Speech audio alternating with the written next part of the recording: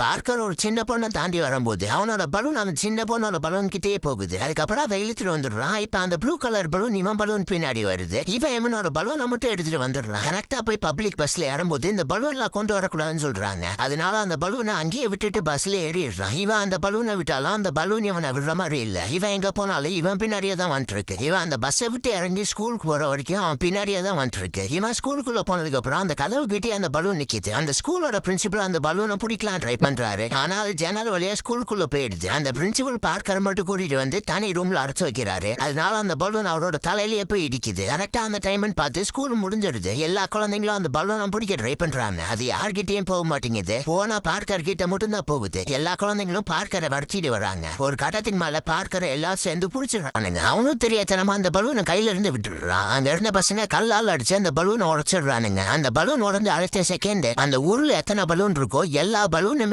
ஒண்ணு சேர்ந்து பார்க்கர் கிட்ட வந்துடுது. அந்த எல்லா பலூனையும் ஒண்ணு சேர்ந்து இவன் பறக்க ஆரம்பிச்சிடுறான்.